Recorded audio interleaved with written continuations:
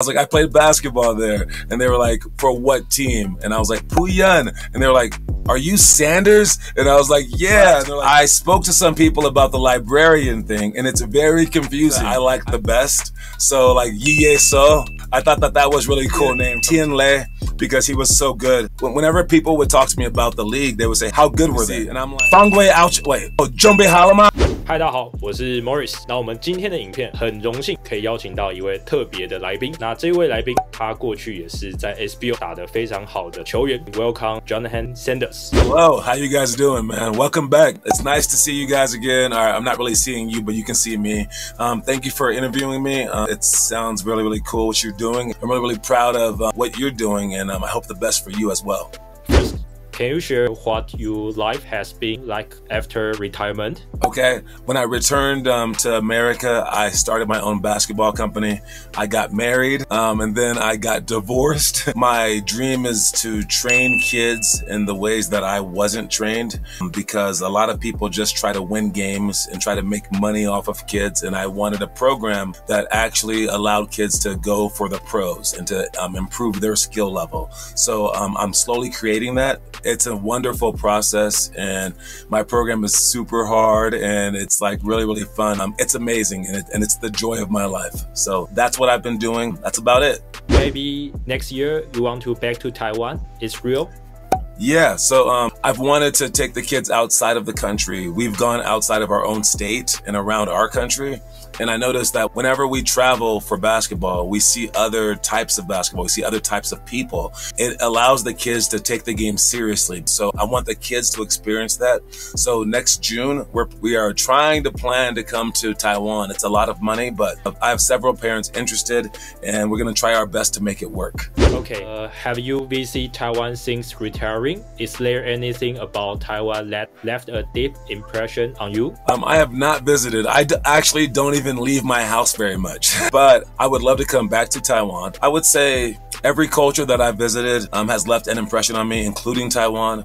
The Taiwanese people that I've met out here, I saw a youth basketball team at my school in California. Immediately I saw an Asian person there, and I said, where are you from? And they're like, Taiwan. And I was like, I'm from Taiwan. Yeah. And they said, are you sure? I was like, yeah. I was like, I played basketball there. And they were like, for what team? And I was like, Puyan. And they were like, are you Sanders? And I was like, yeah. And they're like, oh my God, you're famous. But the impact Taiwan has left on me is I really feel like I'm a part of the Taiwanese culture. And I felt like I could approach those people. And I felt like they were like a little bit of my family. So that's what the biggest impression has been left on me. What's your favorite Taiwan food? Favorite Taiwan food is, wait, I kind of forgot the name. I think it's called Damping. It's the breakfast food. Breakfast. Yeah. Wow. It's amazing. Other food? Other foods? No, just outside of that, just McDonald's and KFC. In the past, Taiwanese fans gave you the nickname Mr. Triple Double, as well as the. Can you share with everyone if there's any truth to that walk at the library before playing Taiwan? Yeah, one, with the Mr. Triple Double, it's because I'm so tall and I'm so versatile. I can do a lot of things. So the triple doubles are easy for me. I'm very, very lucky. But I spoke to some people about the librarian thing, and it's very confusing. I never knew that anyone called me that ever. I mean, I like books, but I don't love going inside of libraries. It's too quiet. I have never worked in a library. Do you still remember any Taiwanese players or your teammates? Yeah, I mean, I won't say that I talked to any of them, but I remember them are the names that I like the best. So like Yi So, I thought that was really cool name from Taiwan Beer, where he's like the monster or the animal. I thought that was really cool. And then of course, like there was Tien Le, because he was so good. Whenever people would talk to me about the league, they would say, how good were they? And I'm like, oh, a lot of players were like high school level in America, but some players, maybe like 20, were like in college. But I was like, but 5 players were better than I could ever be at basketball. And I thought that Tien Le was definitely that guy. He was so good. So yeah. Yeah, so Taiwan Beer number 12. He's still playing? Yeah. That's cool. Yeah, so and Yu Long number 4, the long hair. Tall guy. I know him. Yeah, I know him. They are already 40 years old.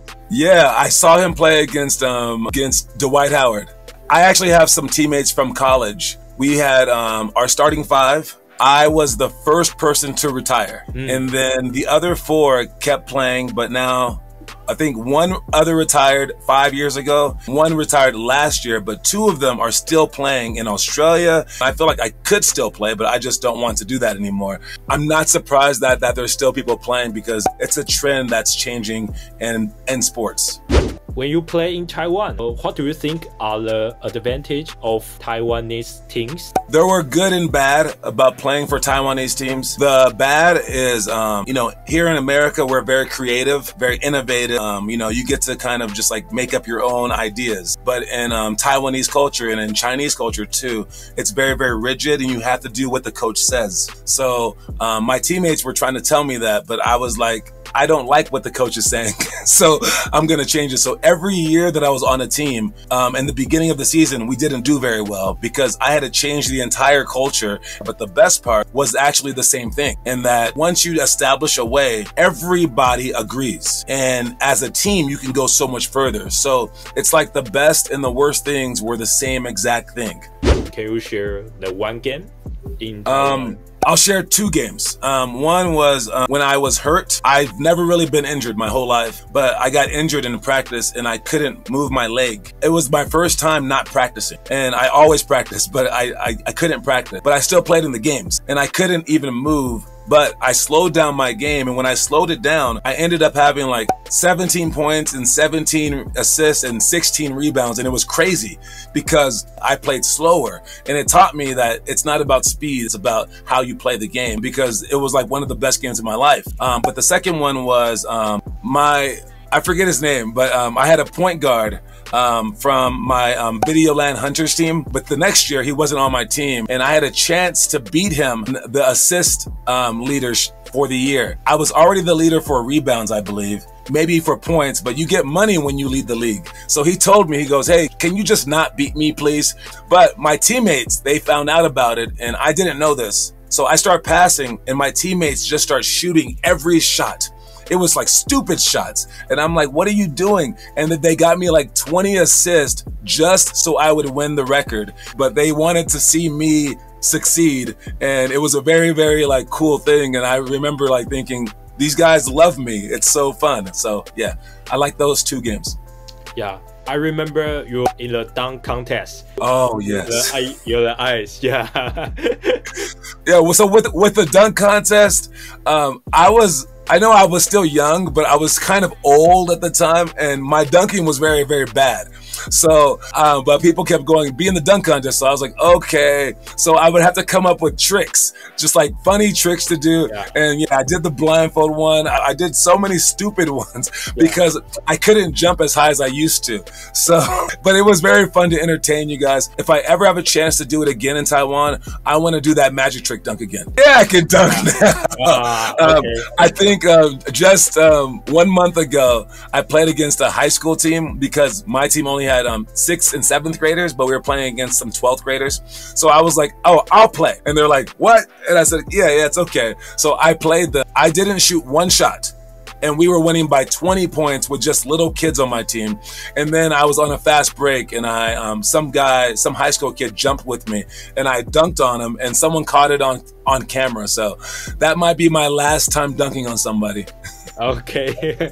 Finally, and would you like to say anything to your former teammate and your fans? Yeah, well, for my former teammates, thank you guys so much for accepting me. All my teammates for allowing me to easily adapt because they accepted me with open arms. And for the fans, when I was in Taiwan, I got a taste of why people love celebrity so much because you guys made me a celebrity. Like when I was in McDonald's, they would just look at me like, what are you doing in here?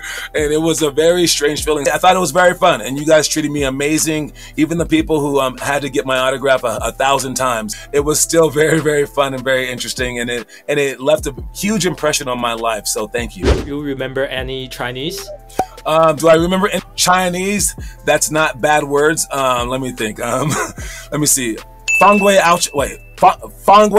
Ouchula. How do I say like, yeah, like call the foul. And then 我要水，我要just for the basics.